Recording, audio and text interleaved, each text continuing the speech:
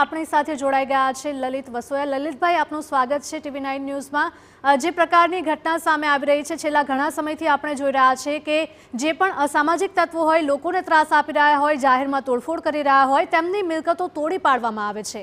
આ ગેરવ્યાજબી છે તેવું અમરેલી ભાજપના સિનિયર આગેવાન ભરત કાનાબારે પણ કહ્યું છે। તમારું શું માનવું છે?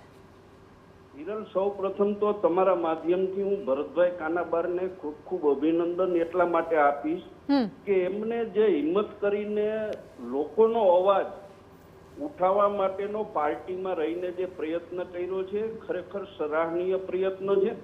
ભરતભાઈએ આની પહેલા પણ ઘણી વખત દબાયેલા, કચડાયેલા લોકોનો અવાજ બનવાનો પ્રયત્ન કર્યો છે। ભારતીય જનતા પાર્ટીના નેતા છે, છતાંય એક કોંગ્રેસના જવાબદાર નેતા તરીકે હું ભરતભાઈને અભિનંદન આપું છું।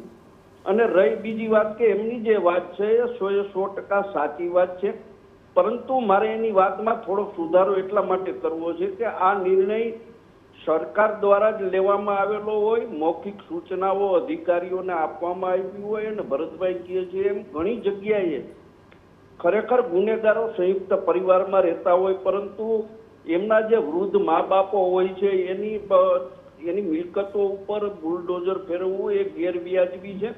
કોંગ્રેસના આગેવાનો કે સૌરાષ્ટ્ર કે ગુજરાતના તમામ આગેવાનોના મનની અંદર આ વાત છે, પરંતુ આ મુદ્દો અમે એટલા માટે નથી ઉઠાવી શકતા કે ક્યાંક ને ક્યાંક મીડિયા પણ એમ કહે કે હવે કોંગ્રેસ આ મુદ્દા ઉપર રાજનીતિ કરી રહ્યું છે। અમે રાજનીતિ કરવા નથી માંગતા, પરંતુ સાચી વાત ભરતભાઈએ રજૂ કરી છે, અને ભરતભાઈને ખરેખર ભરતભાઈની વાત મારા જેવા તમામ પાર્ટીના આગેવાનોને તમે પૂછશો તો એ પણ ભરતભાઈની વાત આઈને સહમત થશે, કારણ કે અત્યારે જે રીતે બુલડોઝર ફેરવીને એક સરકાર એની ઇમેજને સુધારવા માટેનો પ્રયત્ન કરી રહી છે, પરંતુ આમાં ગરીબ અને જે સામાન્ય લોકો છે એને પારાવાર મુશ્કેલીનો સામનો કરવો પડે છે।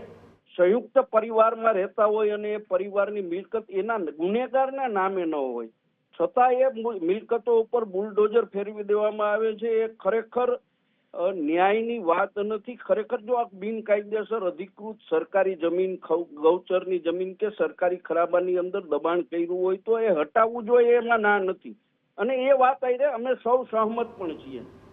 પરંતુ જે રીતે શહેરી વિસ્તારોની અંદર, હું મારા ધોરાજીનો દાખલો દઉં કે ધોરાજીની અંદર એક સંયુક્ત પરિવારનું આ રીતે મકાન પાડી નાખવામાં આવ્યું। જી લલિતભાઈ, આપણી સાથે ભરતભાઈ પણ જોડાયેલા છે। ભરતભાઈ, શું માનવું છે જે પ્રકારે લલિતભાઈએ વાત કરી, આપ શું કહેવા માંગશો? ના, એટલે બેઝિકલી મેં વાત કરી એ પ્રમાણે આમાં ન્યાયની પ્રક્રિયાનું સંપૂર્ણપણે પાલન થવું જોઈએ। કોઈ ગુનેગાર હોય એટલે એનો પરિવાર પણ ગુનેગાર ગણી શકાય, એને સજા ન થઈ શકે। આપણે મેં પ્રમાણે આપણા ઘરની બારીનો કાચ તૂટે તો પણ આપણે હચમચી જતા હોઈએ છીએ। આપણા ઘરમાં પાણી છતમાંથી પડે તો આપણને ચેન નથી પડતું, તો કોઈના ઘરની છત જતી રહે અને આપણે જોતા જ રહીએ અને આપણે આનંદ માણીએ, મને લાગે આ પ્રકારની પ્રવૃત્તિને કોઈ પણ રીતે સમર્થન આપી શકાય નહીં। ચોક્કસપણે કાયદાના નિયમાનુસાર કાર્યવાહી થવી જોઈએ, અને જે ગુનેગાર હોય એટલે જે ગુનાની કાયદાની પ્રક્રિયામાં જે સજા થવી જોઈએ, જેની સામે જે કોર્ટની કાર્યવાહી છે બરાબર છે, અને કોઈ ઇલીગલ કન્સ્ટ્રક્શન હોય તો એની સામે પણ કાર્યવાહી છે, આપણે બધા નિયમોનું પાલન કરવું જોઈએ। સુપ્રીમ કોર્ટે પણ ઘણા બધા આદેશો આપ્યા છે। મને લાગે છે તંત્ર આ બધી વાતોનું ધ્યાનમાં લે અને ચોક્કસપણે સામાન્ય ગરીબ પરિવારોને અન્યાય ન થાય એ જોવાની આપણે સૌની ફરજ છે। નહીંતર આ તો એક મધ્યયુગીન વ્યવસ્થા, જેમાં કાયદાનું જેના હાથમાં તલવાર એના હાથમાં કાયદો, એવું ન ચાલે। ભરતભાઈ, લલિતભાઈના એવા પણ આક્ષેપો છે કે આ તમામ છે તે રાજકીય એક રૂપ આપવામાં આવી રહ્યું છે, રાજકીય આ આખી વાત છે તેવું કહેવામાં આવી રહ્યું છે। આ કેટલા અંશે વાત સાચી? ના, મેં કહ્યું એ પ્રમાણે આ કોઈ સરકારે આવો કોઈ નિર્ણય પેપર કરી શકે નહીં, અથવા તો એમાં કોઈ લેખિત કોઈ પ્રકારના હુકમો પણ ન હોય। મને લાગે સ્થાનિક તંત્ર વધુ ઉત્સાહમાં આવીને હીરોગીરી કરી, સિંગમગીરી જેને આપણે કહેવાય એ પ્રમાણે આ પ્રકારને કરતા હોય એવું શક્ય છે, અને જ્યાં જ્યાં આવું થતું હોય ત્યાં અટકવું જોઈએ। લલિતભાઈ, શું કહેશો? ટૂંકમાં થોડો જ સમય છે આપણી પાસે। હું ભરતભાઈની વાતને ક્રોસ એટલા માટે કરવા નથી માંગતો, પણ ભરતભાઈને કહું કે ભરતભાઈ અત્યારે અધિકારીઓ સરકારની સૂચના મુજબ જ કામ કરે છે। અધિકારીઓ મૌખિક સૂચનાઓનું પાલન કરે છે, કાયદાની બહાર જઈને સરકારમાં વાલા થવા એના અધિકારીઓને અને ગૃહ મંત્રાલયમાં રાજી થવા માટે કે પોતાની વાહવાહી માટે કે મેં આવું કામ કર્યું છે એ બતાવીને વાહવાહી લેવા માટેના પ્રયત્નો ખરેખર કરી રહ્યા છે. આ સરકારની જ સૂચના છે. જ્યાં જ્યાં આખા દેશની અંદર ભારતીય જનતા પાર્ટીનું શાસન છે, યુપીથી આ પ્રક્રિયા ચાલુ થઈ છે ને અત્યારે આખા દેશની અંદર આ પ્રક્રિયાનો ધીરે ધીરે અમલવારી થઈ રહી છે.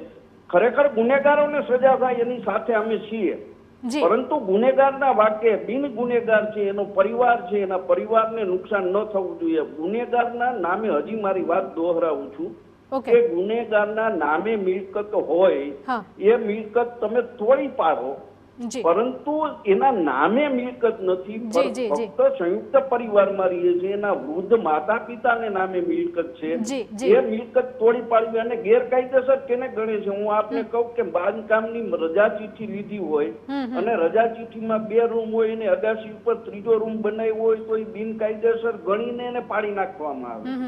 આ વ્યાજબી નથી. આવું તો આખા ગુજરાત. જી લલિતભાઈ અને ભરતભાઈ, આપ બંને અમારી સાથે જોડાયા ચર્ચામાં, તે બદલ આપ બંનેનો ખૂબ ખૂબ આભાર. તો અમરેલીમાં અસામાજિક તત્વો પર બુલડોઝરની કાર્યવાહી કરવામાં આવી. બુલડોઝરની કાર્યવાહી પર ભાજપના જ નેતાએ સવાલો ઉઠાવ્યા છે. સંવાદદાતા મોહિત જોડાઈ ગયા છે. મોહિત, જણાવશો કે સોશિયલ મીડિયામાં પોસ્ટ મૂકીને સવાલો ઊભા કર્યા છે, ભાજપના જ સિનિયર નેતાએ સવાલ કરતા હવે રાજકારણમાં ગરમાવો. સ્પષ્ટપણે ઘણા દિવસોથી ગુજરાતભરમાં જે અસામાજિક તત્વો છે તેમના મકાન પર, ગેરકાયદેસર મકાન પર જે બુલડોઝર ફરી રહ્યા છે તેને લઈને હવે આ ભાજપના નેતા છે તેમના દ્વારા સવાલો છે તે ઉઠાવવામાં આવ્યા છે. અમરેલીના સિનિયર આગેવાન જે ભરત કાનાબાર છે તેમના દ્વારા જે પ્રકારે સોશિયલ મીડિયામાં પોસ્ટ મૂકવામાં આવી છે તે ખૂબ જ જેને લઈને પણ રાજકારણ છે તે ગરમાયું છે.